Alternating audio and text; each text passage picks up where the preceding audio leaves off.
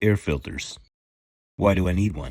How often do I change? How should I choose? What's a MERV rating? Is a thicker filter better? What does pleated mean? Why do I need one? How often do I change it? Stop. Let's start from the beginning.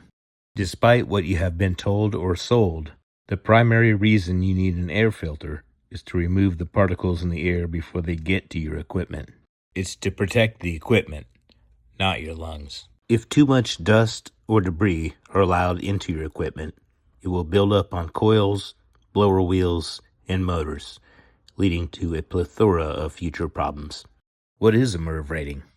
MERV is an industry standard specifically referring to the particle size the filter is able to capture. You might also see ratings like MPR or FPR. Let's boil this down without all the acronyms and brand-related nonsense. Air filters are designed to remove particles. At a microscopic level, it looks something like this. Lower ratings will have more porous media and more particles will be allowed through. Higher ratings will have less porous media and less particles will be allowed through. Easy, right? Just get a high-rated filter. Not so fast. Systems are designed to move a specific amount of air based on their size. This information can be found on the data plate of the equipment and then referenced with the manufacturer's airflow performance.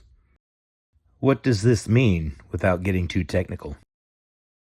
This means that if you put a high performance or high MERV rated filter in a system not designed for it, you could restrict airflow enough to the point of reducing its efficiency or harming the components of your system, like blower motors or compressors. MERV ratings and other airflow performance data can be found on the packaging or directly on the filter itself. Is a thicker filter better? Yes, but why? Let's explore a few scenarios. To keep the math easy, let's assume your filter is 10 inches by 10 inches in size. Our first filter is 1 inch thick with 10 pleats.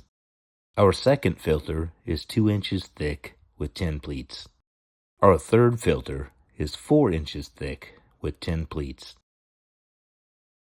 On our 1 inch filter, the total surface area is 10 inches times 10 inches times 10 1 inch pleats. The total surface area of this filter would be 1,000 square inches. On our 2 inch thick filter, the total surface area is 10 inches times 10 inches times 10 2 inch pleats. The total surface area of this filter would be 2,000 square inches.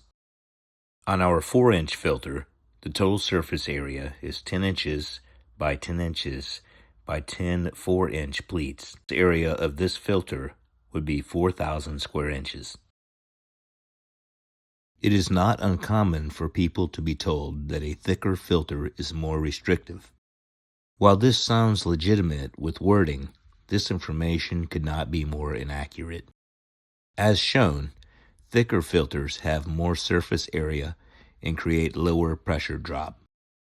In all scenarios, the thicker the filter, the better. How often should I change my air filter? This is a loaded question. If you have a 1 inch filter, 3 dogs, and 2 cats, you might need to change it every 2 weeks. If you have a 2 inch filter, 8 dogs, and 6 cats, you might need to change it every week. If you have a 4 inch filter with no animals, you might only need to change it once a year. See where we're going with this? As a general rule of thumb, 1 inch filters should be replaced every month. 2 inch filters should be changed every 2 months. And 4 inch filters should be changed every 4 months.